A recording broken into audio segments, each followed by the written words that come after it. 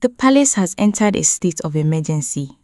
The great lion has finally reached his limits, and for the first time in history, the Igbimo elders are not just afraid, they are terrified. They thought they could use Ebony as a shield to play their dirty politics, but the king has brought out a weapon that doesn't recognize status or age. Step inside the circle of power where the secrets are heavy and the truth is dangerous. Welcome to Crown Gist. If you have not subscribed yet, you are missing the heartbeats of a kingdom. Hit start watching now and join the family. The silence in the palace today was not the kind that brings peace. It was the kind that signals a coming earthquake. My Crown Gist friends and families, if you were in that hall, you would have felt the temperature drop to 0. Every elder was seated in their grand carved chair, but none of them looked comfortable. Their shoulders were hunched, their eyes were darting toward the floor, and their knees were visibly trembling. Even the air felt like it was made of lead, pressing down on everyone, making it hard to breathe. In the very center of this heavy silence stood Ebony. She stood tall, but her hands were clenched so tight, her knuckles were white. She could feel the weight of every eye in the room, especially the eyes of the elders who have spent decades in manipulating her life and the traditions of the palace. These men, who usually carry themselves with the pride of lions, now looked like honored cats.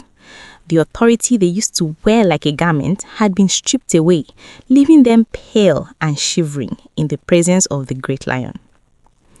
What happened in the palace today was a total shift in power. The great lion did not just walk in, he stormed in with a presence so immense it felt like the walls were shrinking.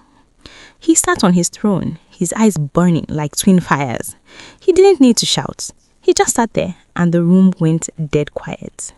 Beside him, leaning against his throne, was the sacred staff, the ancient instrument of justice, and the ritual blade that demands the truth.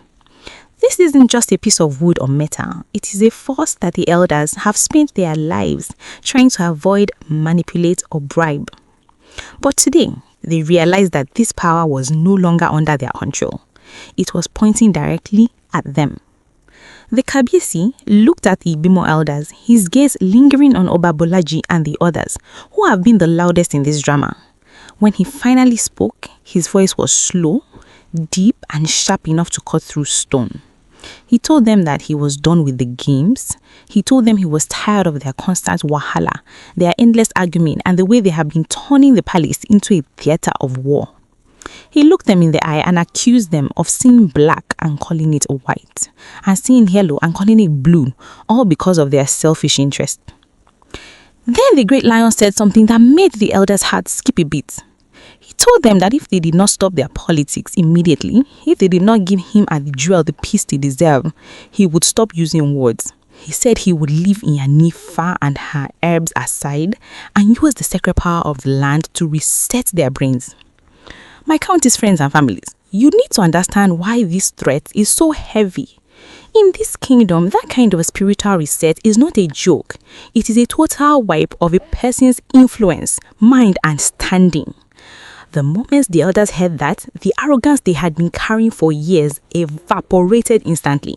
Fear, raw cold fear took over. Suddenly, the same men who were pushing Ebony to fight the jewel started screaming for mercy. They started using Ebony as a defense mechanism. They cried out, "Kabiesi, will the great lion use such a deity against his own daughter? Ebony is your blood. What father uses the secret force to pursue his own child?" It was a pathetic sight. These elders have spent months using Ebony as a weapon, dragging her into every dirty political move to frustrate the jewel. They didn't care about her being a daughter when they were using her to cause chaos. But now that the king's ritual blade is close to their own necks, they are hiding behind her. They are begging the king to keep the sacred force aside, claiming that it is too personal and dangerous for palace affairs. They began to plead with the great lion to settle things amicably. They admitted that the only time order truly exists in the palace is when the king threatens them with this power. But they begged that you should not let it go that far. They are terrified because they know that once the great lion activates that force, there is no negotiation, there is no politics, there is only judgment. The elders are now in the bounty, trying to separate the politics of Ebony from the spiritual anger of the king.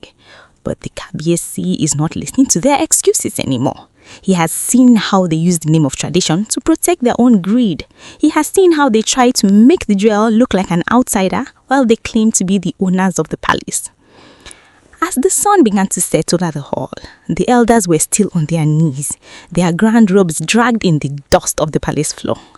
They are begging for a piece they never give to the jewel. They are asking for a mercy they never show the king. The great lion is still sitting there, silent, his hand resting on this sacred staff, deciding whether to give them one last chance or to let the reset begin. The scene inside that palace was something that will be told for generations. Imagine these elders, men who usually walk with their heads held so high that they don't even see the floor, now looking at the ground as if it were their only friend. They realized that their time of using the Igbemo name to play God was over. The great lion did not even blink. He just watched them. He saw Oba Bolaji shaking, his lips moving but no sound coming out. He saw the other elders clutching their beads as if the beads could save them from the sacred reset. The king then said something that made the ground feel like it was moving. He told them, "You say Ebony is my daughter, and you ask if a father can use a deity against his blood. But I ask you, where were you when this daughter was being used to destroy the peace of my home? Where were you when you turned the daughter into a soldier for your own selfish wars?" The silence that followed was so heavy it felt like it could crush the walls. The elders had no answer. They had been caught in their own trap. They had used Ebony's name to justify every wahala, every argument, and every bit of disrespect towards the jewel. Now, the Kabiesi was showing them that if they want to treat this like a family matter, they must face family discipline. And the discipline of a king is not tea and bread. They began to beg even harder. They started to mention the names of past kings, trying to appeal to the great lion's sense of history. But the king stood up slowly. When he stands, the kingdom stands with him. He told them that the era of using history to hide current wickedness is finished. He looked at Ebony and then back at the elders. He said that if Ebony is truly a daughter, she must learn what it means to respect the throne and the one the throne has chosen. At this point, the elders realized that the great lion was not just angry, he was disappointed. And a disappointed lion is more dangerous than a hungry one. They started to whisper among themselves, looking for a way out. That was when one of them suggested they should go and meet the jewel. They thought that if they could get the jewel to speak for them, the king would soften his heart. But my crown gist friends and families, you know the jewel is not a woman you can just manipulate. She has been through the fire and she has come out as gold. When the news reached her that the elders were planning to come and beg her, she didn't open her doors immediately. She let them wait. She let them feel the weight of their own actions. The elders were outside her quarters, the same men who had whispered that she would never know peace. Now they were the ones without keys. They were standing in the sun waiting for a woman they are trying to bury. When she finally allowed them in, she didn't greet them with anger. She greeted them with a silence that was more powerful than any shouts. One of the elders started to talk, his voice cracking. He said, "Our daughter, the jewel, please talk to the Kabiesi. Tell him we are sorry. Tell him to keep the sacred reset away. We know we have overstepped." The jewel looked at them, her eyes calm but piercing. She asked them a simple question. If the king had not brought out the sacred staff today, would you be here? If you still had the power to make me cry, would you be asking for my laughter? The desperation has now moved from the palace floor to the dark corners of the kingdom. When a man loses his physical power and his spiritual jazz is neutralized, he looks for a stranger who doesn't know the rules of the house. The elders, led by a very bitter Oba Bolaji, realized that they could no longer face the great lion directly. They also knew the jewel was now a reinforced wall they couldn't climb. So in the middle of the night, they sent a secret messenger across the borders. They are reaching out to a powerful figure from the past, a man known for his ability to twist the tongues of kings.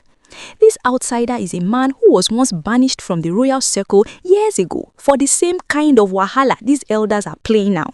He is a master of palace dark arts and a man who knows the secret of the throne from the time of the great lion's father. The elders believe that if they can bring this man back, he will have the manual to override the king's authority. They met in a hidden location, far away from the eyes of the palace guards. Oba Bolaji was seen whispering to this man, promising him a return to glory if he could just find a way to break the bond between the Kabiesi and the jewel. They want to use this outsider to create a new kind of confusion, one that even the fortification of Yenifa might not see coming because it's built on ancient, forgotten bloodlines. But while they were planning this, the great lion was one step ahead. You see, the king has eyes everywhere. He already knows about the secret messenger. He already knows about the meetings in the dark. Instead of arresting them, he is letting them dig their own graves deeper. He wants the whole kingdom to see exactly how far these elders will go to destroy the peace of the palace just to satisfy their own greed. The tension is now at a level where even the birds have stopped singing near the palace. The elders think they are bringing a savior, but they might be bringing the final cons that will wipe their names out of the history books forever. The jewel remains calm, her spirit anchored, while the great lion prepares a trap that will catch both the elders and their powerful outsider in one move. The kingdom is holding its breath. The reset the king promised is still hanging in the air like a sharp sword, and it seems the elders are determined to walk right into its edge. My Grand G's friends and families, we have now entered the deepest part of the forest, where the path is narrow and the shadows are long. The air is thick with the scent of ancient herbs and the cold smell of betrayal. The elders thought they were smart by calling on this ghost from the past, the man who knows the hidden codes of the throne. They spent their last remaining hidden funds to bring him down to the borders of the kingdom. They whispered to him, telling him how the great lion has become blind because of his love for the jewel. They told him how Yanifa has locked the palace with her Puerto Rican spiritual arts. They begged him to find the key to open what has been shut. But what Oba Bolaji and his group did not realize is that the outsider they brought in is a man who only cares for himself. The moment he stepped onto the land, he didn't feel the weakness the elders described. Instead, he felt a power so immense that it made his own charms vibrate with fear. He looked at the elders and saw a group of drowning men trying to pull everyone else down with them. The meeting happened in a small hut on the edge of the Ajala forest. The outsider looked at the elders and said, "You told me the king is weak, but the ground I walk on tells me the king is fortified. You told me the jewel is a distraction, but the stars tell me she is a pillar." He warned them that trying to reset the king's mind would be like trying to stop a moving train with a piece of thread. But the elders were desperate. They pushed him, promising him land and titles that they don't even own anymore.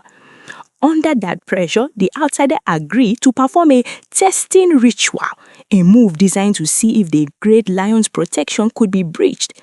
They did not know that the great lion was not just waiting for them, he was watching them through the eyes of the very forest they were standing in. The next morning, something strange happened in the palace. A heavy mist descended, so thick that people couldn't see their own hands. In the middle of that mist, a strange bird landed on the balcony of the jewel's quarters. It wasn't a normal bird, its eyes were a piercing, unnatural color.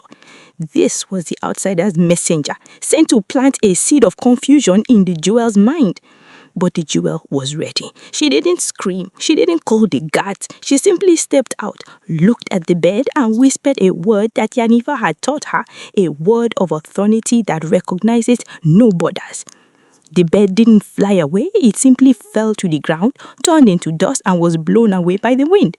Miles away in the hut, the outsider gasped and fell to his knees. He looked at the elders with terror in his eyes. He hissed, "The woman you are fighting is not a girl. She is a queen of the spirit."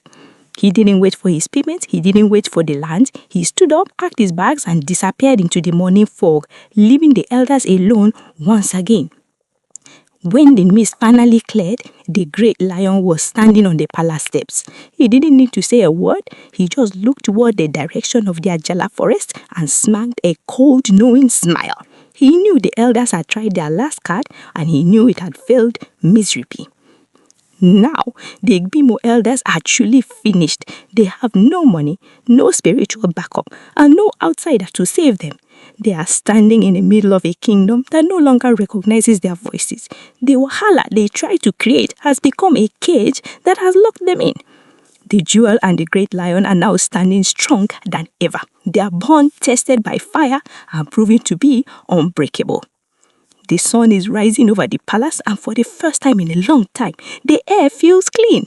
The era of the brain reset has begun, but not in the way the elders expected. It is the kingdom that has been reset, cleared of the old greed and filled with a new hope.